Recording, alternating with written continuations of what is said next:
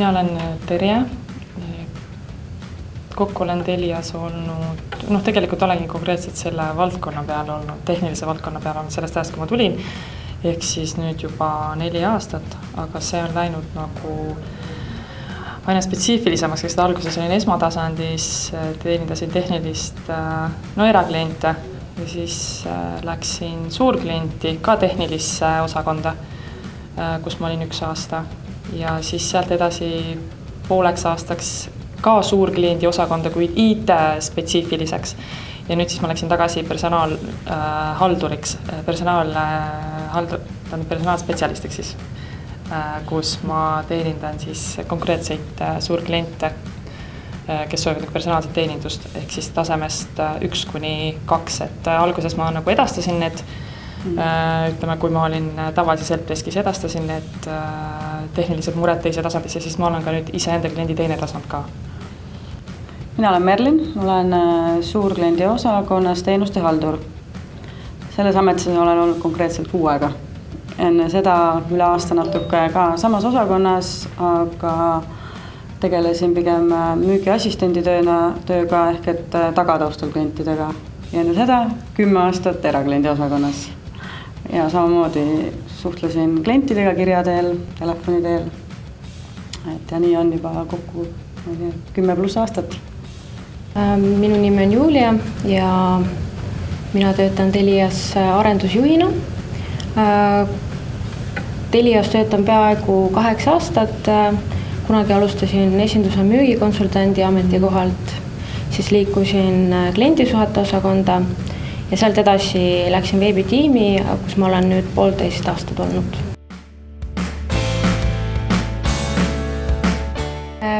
Mina valisin selle ametikoha, ehk siis veebiarendusjuhi ametikoha sellepärast, et ma läksin 2 aastat tagasi IT-d õppima ja tegelikult IT on see, mis mind alati huvitanud. Nii et ma leian, et see ametikoht sobib mulle väga hästi.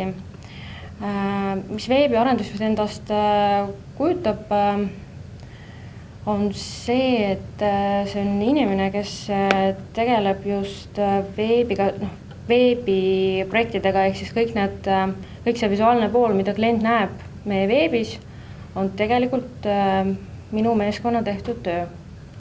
Ja kõik algab kontekstist, ehk siis copywritingust, siis disainist, ja siis läheb koodimisse. Meil on nagu Juliaga siis põnev seos võib-olla, et temal on nagu see visuaalne osa, eks ole, et mida nähakse, aga see, kus mina nagu olen, et see küll ei ole Telia otseselt, aga otseselt nagu Telia veebiga seotud, aga just klientidega, et kes oma seda veebimajutust ja kõike meil hoiavad, et minul on see nagu just see nagu mitte visuaalne osa, vaid see nagu hoidmise osa siis või see taust nagu süssad minnid. Mina vormistan neid. Ja just, et sellest on kõik nagu need süssad minnid ja selline osa nagu samamoodi, et sai ju mindud alguses lihtsalt Teliasse tööle, aga siis IT-spetsiifilisemaks minna siis ka vastupidi, et mitte ei läinud nagu koolist Teliasse või vastupidi, et Telia pärast läksin kooli, et saada siis spetsiifiline seda süssadmini osa nagu, et selles mõttes on nagu, et üks on nagu taust ja teine on siis nagu nii-öelda visuaalne pool, et seda huvitab. Just, ja mina vormistan oma klientidele neid tooteid, teenuseid ja kui on mured, siis saan aru, suunduvad meile just. Just. Meil on niimoodi, et kindlasti on Active Directory, Remote Desktop, MySQL, Linux ja sellised asjad ilmselt on kõigile tuttavad, aga just, et kui ma lähengi, RDM-i oled installinud juba endale, siis mis asi see RDM veel on, aga MySQLis oled käinud MySQL baasis või et kuule, et vaata, seal on see Oracle nüüd VMware, mingid sellised väljendid on meil siis, mida, kui sa ei tunne neid, siis ilmselt ei ole teinud meie tööd.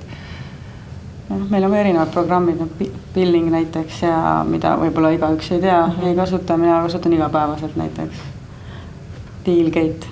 Erinevad programmid, mis on spetsiifilised, mida kõik osakonnad ei kasuta võib-olla.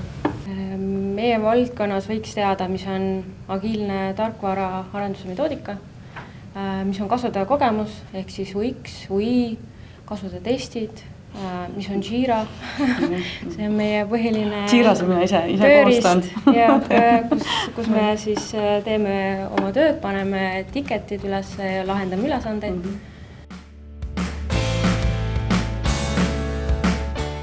mina soovitaksin, mina ikkagi soovitaksin seda rada näiteks, mis mina käisin, et lihtsalt sellepärast, et kui sa tuled täiesti nullteadmistega, ütleme 1, 2, 3 või erakliendi teenindusse, sa saad oma baasi sealt. Sul ei pea alati olema nagu 100% tehnilised teadmised, sul peab olema tahtmine neid õppida ja osata, et kui mina tulin, mul ei olnud tehnilisi teadmisi üldse ja nüüd ma siis olen päris tugev IT-guru juba. Ja see kõik ongi see, et ma olen alustanud sellest, et kui alustad erakliendist, siis sa näed oma suuna või selle nagu huvi ära, et mis kõige rohkem huvitab, siis sa saad siit edasi minna, kas sind huvitab, ma ei tea, kas rohkem nagu kliendi telefoni näiteks, siis sa saad juba hakata seda rohkem õppima või siis sa saad juba kuskil sinna kõnekeskuste haldajaks või kui näiteks televisioon, siis saab ju mööda televisiooni nagu minna ja IT pooled, siis mind näiteks huvitas IT, siis saad nagu IT-st edasi, et mina soovitaksin küll 1-3-st alustada erakliendi teenindusest. Ja 1-3 või esindusest samamoodi väga tugeva kooli ilmselt. See oli nagu teine asi. Või näiteks võib alustada kontaktikeskusest või telemarketingist, kui sul ei ole erialast haridust. Ja kui sa oled IT haridusega inimene või sa oled IT-huviline ja sul on näiteks kogemus kas või IT-projekti juhtimise alal või lihtsalt projekti juhtimise alal, siis sa võidki alustada projektijuhina näiteks, siis edasi saad liiguda IT-projekti ametikohale või siis isegi arendusjuhi ametikohale või protsessijuhi ametikohale, et neid võimalusi on väga palju. Mul on suhteliselt rutiinne esmaspäevast reedeni, et esmaspäevast neljapäevani on meil 8-st 3:45 tööpäevad, aga me oleme kõik kella 5-ni, sellepärast et see 15 minutit me niimoodi, kui hilineme või kuskilt arsti juures käigud või asjad, et siis me ei pane seda kuskil miinusesse, vaid jääb reservi ja siis reedeti me lepime kokku, kes on 5-ni, sest tegelikult pole ma poole 4-ni ametlik, aga me lepime kokku, kes on 5-ni. Ja et siis tema võtab ka teised kliendid üle. Minu päevad on suht erinevad, kõik oleneb, kuidas kliendid on, et selles mõttes, et mis on nende soovid ja mul ei ole konkreetselt ette antud nagu kellaaega, et ma pean lihtsalt olema töö ajal 5-ni klientidele kättesaadav, aga mõnikord ma olen natuke kauem tööl, mõnikord natukene vähem, aga telefonidel on ikka kättesaadav. Eriti kiired ajad on kuu lõpp ja kuu algus. Kuu alguses, kui kliendid saavad arved kätte, kuu lõpus tahetakse teha kuu lõpu seisuga kõiki erinevaid muudatusi. Ja on ka võimalik teha tegelikult kodukontorit.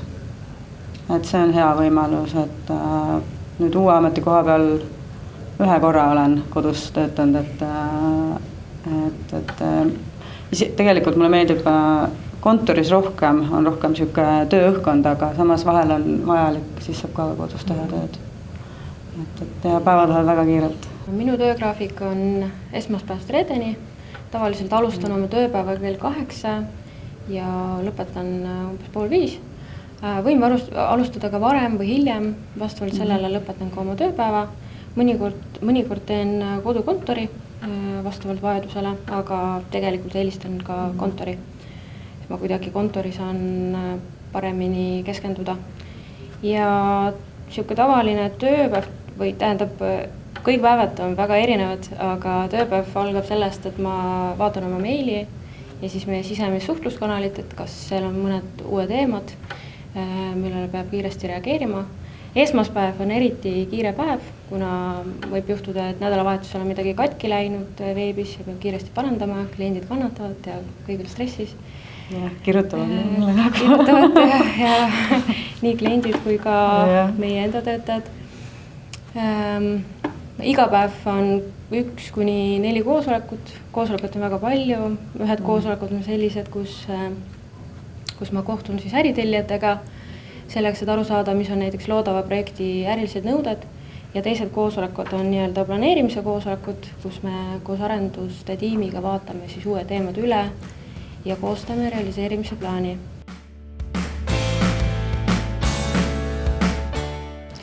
See kodukontori variant on väga hea variant.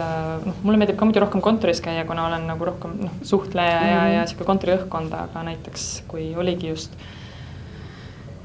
eelmise kolmapäeval pidin jääma haiguslehele, aga ei jäänud, sest sain kodunt tööd teha, et siis ma ei pidanud neid haiguspäevasid nagu raiskama, et sest et ju pea töötas, kõik töötas, lihtsalt nagu ei saanud liikuda hästi, siis oligi nagu väga hea oli kodukontoris istuda ja see nagu välja võtta või siis teinekord ongi, kui laps jääb haigeks, siis saab samamoodi nagu selle asemel, et need haiguspäevad välja võtta, saab rahulikult kodukontorit teha.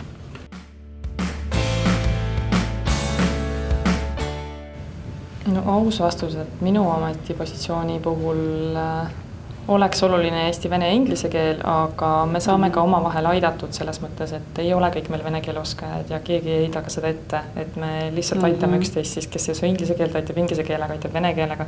Et meil on selline väga hea nagu koostöö sellega seoses.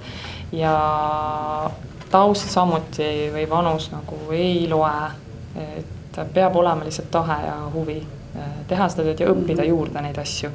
Et kui seda õppimist tahet nagu ei ole, see on juba teine asi, aga muidu jah, vanus on täiesti ükskõik. Minul on ka inglise ja eesti keeles hetkel.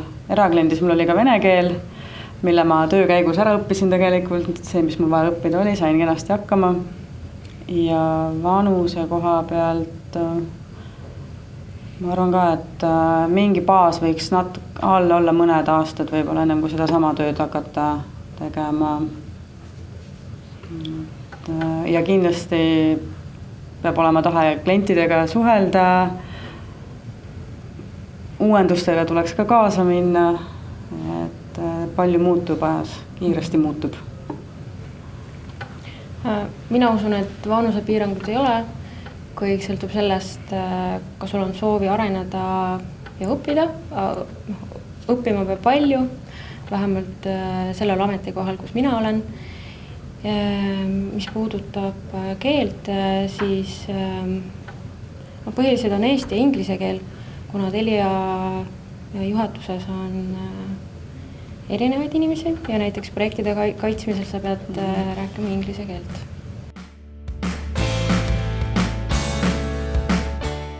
Võib olla nii üksikund kui ka meeskonna hing, et üksikutundid tavaliselt on nagu, ongi rohkem ei viibi kontoris, vaid tahavadki omaette kodus olla, tööd teha. Kedagi ei sunnita selles mõttes suhtlema, et kui ei taha, et on inimesi, kes on vaiksemad ja kes tõesti ei soovi lihtsalt suhelda nagu omavahel. Kuid see abivalmiduse moment on kindlasti, et see peab alati olema, et kui küsitakse, sa ei saa saata pikalt, et sa pead vastama, kui sa oskad seda, et see osa on küll, et seda hakatakse ette heitma, kui sa ei aita. Aga pigem see abivalmiduse osa küll, aga see üksikhunt olla on täiesti okei. Jah, meil on ka tiimis 19 inimest ja mõned on tõesti üksikutundid, aga samas on ka tiimitunnetus on väga hea meil. Alles hiljuti oli ka tiimi koolitus, kus me panime paika, et suhtleme ka väljaspool tööd rohkem tiimiga ja siis tegime ühise chati, kus saab tööalaseid asju küsida, et see, kes on kodus, see saab ka info kätte sealt kaudu. Ja kõik teavad, et kes on mingis teemas tugevam, teavad, kelle poole pöörduda, et see abivalmidus on tiimis küll meil olemas, et väga super tiim on. Mina võin öelda, et minu meeskond on väga oluline mulle ja üksi ma ei saaks kindlasti hakkama. Sest arendusjuht ei saa tegelikult üksi nagu tulemusteni jõuda, et tal peab olema arendusmeeskond, kellega ta tööd teeb. Ja meie veebi meeskond on väga tore, kõik on abivalmid ja ambitsioonikad inimesed, kellega on väga tore tööd teha.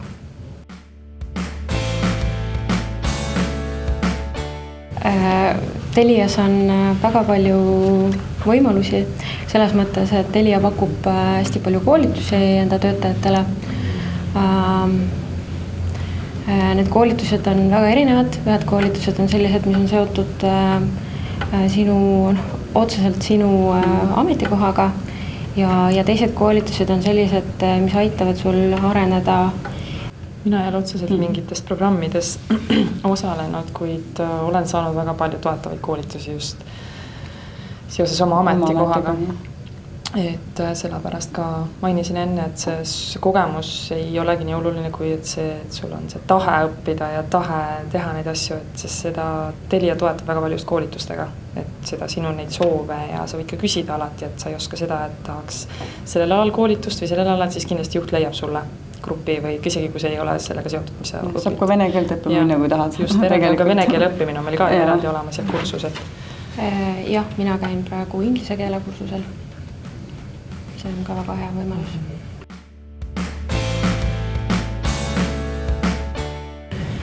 Kindlasti suhtlemisoskus, kuna sa pead igapäevaselt suhtlema erinevate osapooltega, siis organiseerimise oskus, sa pead oskama planeerida oma aega ja võib-olla kasuks tuleb ka argumenteerimisoskus, kui sa pead mõni projekti kaitsma.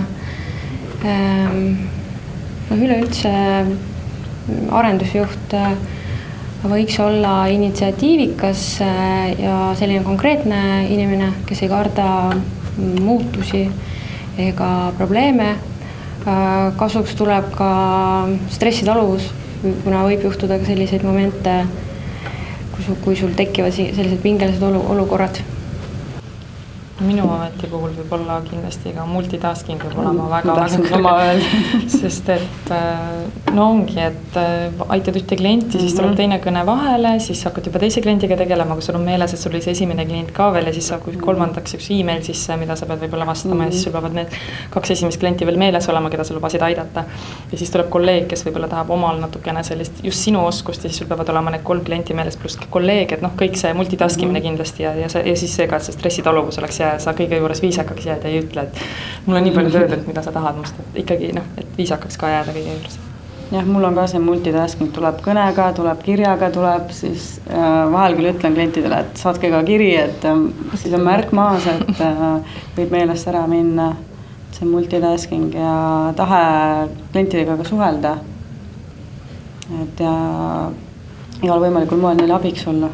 Et pöördumisi tuleb väga palju erinevaid, et sellepärast ongi see multitasking, väga palju erinevad teemad on. Et lihtsalt kipub vahel võib-olla ununema.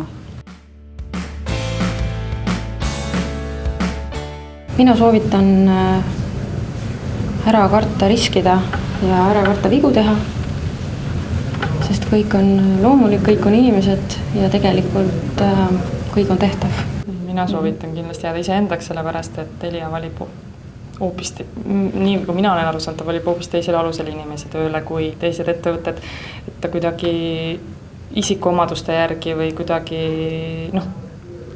mina kui mina tulin, ma tulin ka täpselt niimoodi, et sirge sellega iseendana ja sain, eks ole, kuigi ma ise mõtlesin, et võib-olla ma isegi ei saa, sest nagu natuke võib-olla teistmoodi juttu ajasin või tegelikult just, et see iseendaks jäämine on hästi oluline, sest et see sinu isiksus tuleb nii või mina hiljem välja ka töökogemuse või töö peal, eks ole, ja parem lasta tuleb siis varem kui hiljem.